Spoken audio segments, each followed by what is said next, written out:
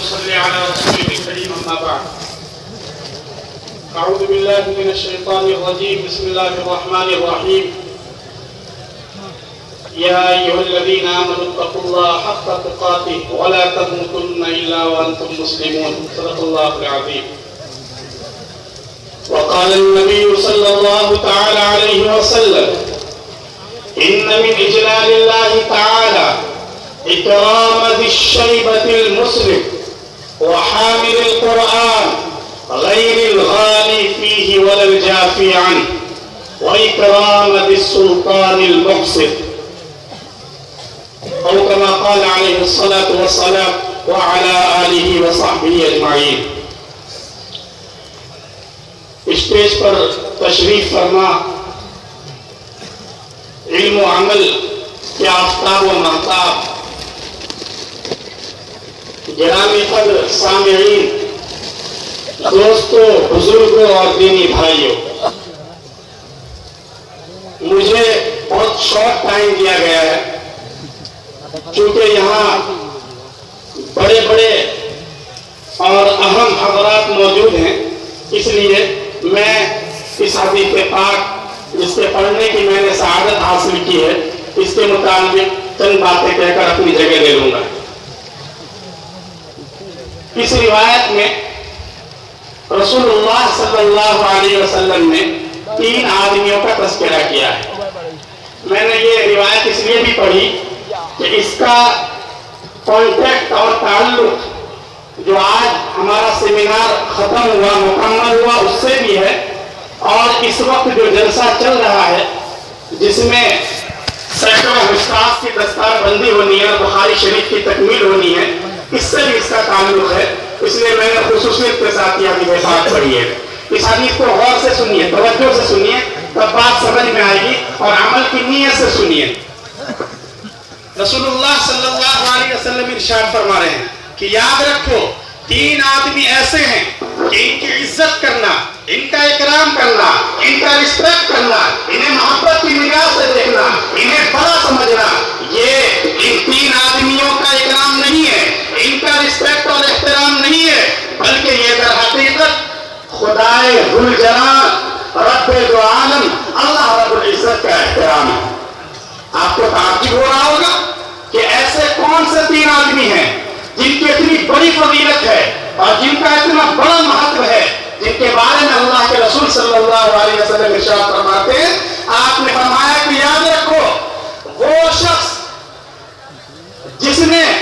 اسلام کی حالت میں جوانی کے دن گزارنے کے بعد بڑھاپے کی دہلیز پر قدم رکھ دیا،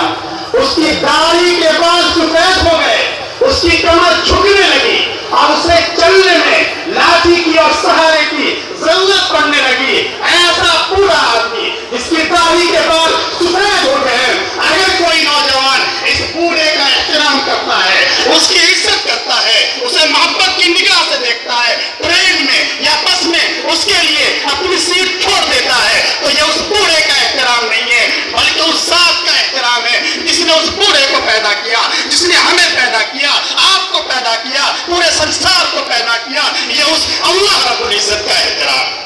آپ اندازہ لگائیے بوڑھے کی ہمارے معاشرے میں اور ہماری سوسائٹی میں کتنی اہمیت ہے، کیونکہ یہ اسلام یہ مانوتا کا مذہب ہے، اسلام اکرام کا مذہب ہے، اسلام محبت کا مذہب ہے، اسلام امن کا مذہب ہے، اس لیے اسلام بچوں کے ساتھ شفقت کا حکم دیتا ہے، ہمدردی کا حکم دیتا ہے، اسی طرح بوڑھوں کے ساتھ ان کے رسپیکٹ اور ان کے احترام کا حکم دیتا ہے، اور آج سیمینار میں بھی یہ بات آئی ہے اور اس پر بحث بھی ہے۔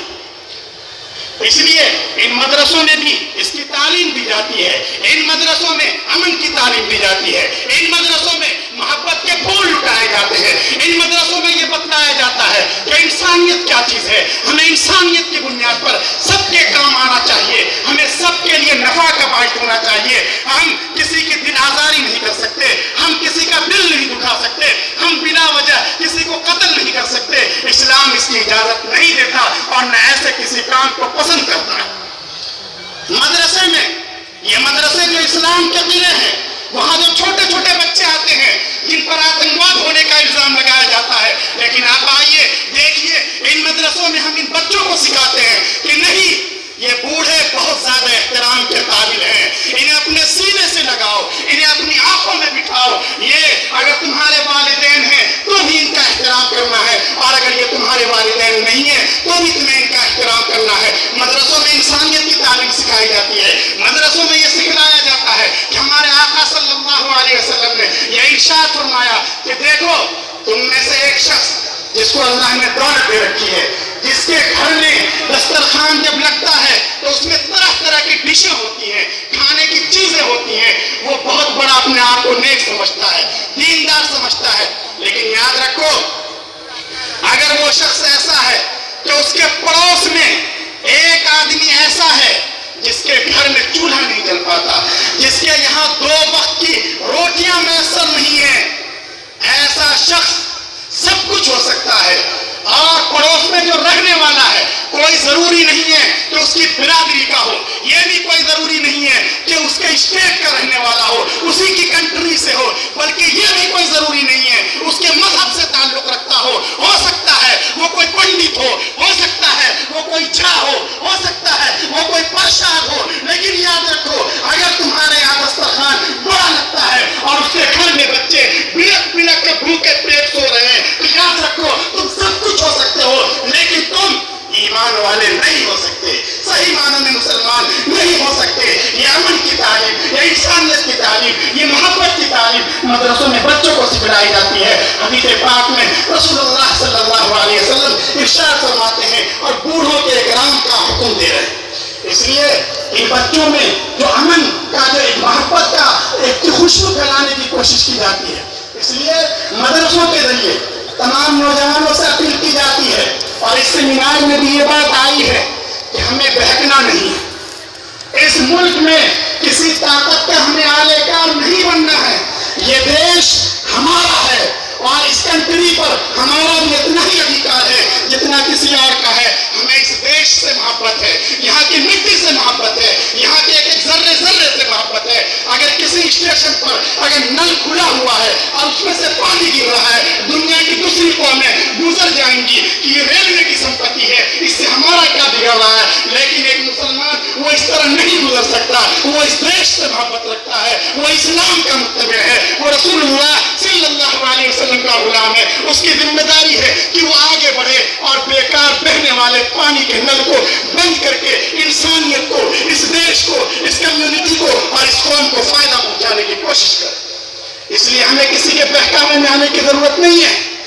آج کل ہمارے نوجوانوں سے خصوصیت کے ساتھ ہمیں نوجوانوں کو اس اسٹیج سے جو پیغام دیا جا رہا ہے، ہمارے نوجوانوں کو اچھی طرح یہ سمجھنا چاہیے کہ ہمیں بہکانے کی کوششیں ہو رہی ہیں، ہمارے جذبات کو ابھارنے کی کوشش کی جا رہی ہے. ہم سوشل میڈیا پر ہیں، ہم واٹس ایپ پر ہیں. آپ یاد رکھیے، ادھر ادھر کے بھڑکالی والے بیان سے ہمیں متاثر نہیں ہونا ہے. یہ اسلامک اسٹیٹ ہو یا اس طرح کی جتنی تنظیمیں ہیں یا جو سرگرمیاں ہیں، ان کے نام پر ہمارے مسلمانوں کو اور نوجوانوں کو اریسٹ کیا جا رہا ہے، ان کی گرفتاریاں ہو رہی ہیں، ہمارے اندر بے چینی بڑھ رہی ہے. لیکن اس سے پہلے ہماری یہ ذمہ داری ہے کہ ہم اپنے آپ کو سیف رکھیں، ہم اپنے آپ کو محفوظ رکھیں. ہم کیوں اس طرح کی ویب سائٹ پر جاتے ہیں؟ ہم کیوں سوشل میڈیا پر ایسی نفرت انگیز باتیں سنتے ہیں؟ ہمارے پاس علماء موجود ہیں، امیر شریعت موجود ہیں، فقہا موجود ہیں، ہمارے پاس اپنی قیادت ہے، ہمارے پاس دینی قیادت ہے، ہمارے پاس سیاسی قیادت ہے. ہمیں کسی کا محتاج ہونے کی ضرورت نہیں ہے. ہمارے علماء ہماری رہنمائی کے لیے کافی ہیں. اس لیے ہماری ذمہ داری ہے کہ ہم اس طرح کی چیزوں میں بالکل ملوث نہ ہو اور اپنے آپ کو بچا کر رکھیں. اس حدیث پاک کا شاید پہلا ہی ٹکڑا اس پر میرا وقت ختم ہو چکا ہے، اس لیے میں اگلے 2 ٹکڑے کا صرف ترجمہ کر رہا ہوں. آپ صلی اللہ علیہ وسلم نے ارشاد فرمایا کہ دوسرا آدمی جس کا احترام یہ اللہ کا احترام ہے، وہ کون ہے؟ آپ صلی اللہ علیہ وسلم فرما رہے ہیں کہ دیکھو، وہ بچہ جس نے قرآن کریم کو اپنے سینے میں محفوظ کر لیا، جس نے قرآن کریم کو پڑھا، جس نے قرآن کریم کو سیکھا، جو حامل قرآن بن گیا، خواہ وہ کسی برادری کا ہو، خواہ وہ کسی محلے اور گاؤں کا رہنے والا ہو، اس کے کپڑے اچھے نہیں ہیں، اس نے پھٹے پرانے کپڑے پہن رکھے ہیں، لیکن ایسے حافظ قرآن کو محبت کی نگاہ سے دیکھنا اور سینے سے لگانا، اللہ کے رسول صلی اللہ علیہ وسلم فرما رہے ہیں یہ اس حافظ قرآن کا اکرام نہیں ہے، اس کا رسپیکٹ نہیں ہے، بلکہ اس ذات کا اکرام ہے جس نے خود قرآن مقدس کو نازل کیا ہے۔ اس لیے آج حفاظ کے سر پر دستار سجائی جائے گی، آج کے در حقیقت یہی رجحان ہے اور ان کے لیے اتنا بڑا جشن ہے۔ اس سے ہمیں قرآن کریم کے الفاظ پر بھی توجہ دینی ہے اور معانی پر بھی توجہ دینی ہے۔ اور تیسرے نمبر پر اللہ کے رسول صلی اللہ علیہ وسلم نے فرمایا اکرام بالسلطان المقسط، یاد رکھو یہ جو اتنا بڑا سماج ہے، اتنی بڑی سوسائٹی ہے، اس میں صرف لوٹ کھسوٹ کرنے والے لوگ نہیں ہیں، اس میں صرف کرپٹ افراد نہیں ہیں، بلکہ کچھ وہ لوگ بھی ہیں جن کے دلوں میں انسانیت ہے، جن کے اندر ہمدردی کا جذبہ ہے، جو تمہارے حقوق کے لیے، تمہارے رائٹس کے لیے لڑتے ہیں اور انصاف قائم کرنے کے لیے اپنا بلیدان دیتے ہیں۔ یاد رکھو ایسا کوئی شخص جو تمہارے حقوق کے لیے لڑتا ہو، انصاف کے سسٹم کو قائم کرنے کے لیے اپنا بلیدان دینے کے لیے ہمیشہ تیار رہتا ہو، ایسے عادل اور انصاف پسند آدمی کا اکرام اور اس کا رسپیکٹ اور احترام، یہ بھی اللہ رب العزت کا احترام ہے۔ تو اس حدیث پاک میں تین آدمیوں کے احترام کی خاص طور سے تاکید کی گئی ہے۔ ہماری یہ ذمہ داری ہے کہ ہم اپنی زندگی میں اس حدیث کے مقتضیات کو اور اس کے مطالبے کو اتاریں۔ اللہ پاک مجھے بھی عمل کی توفیق عطا کرے اور آپ حضرات کو بھی توفیق عمل سے نوازیں۔ آمین۔ وآخر دعوانا الحمدللہ رب العالمین۔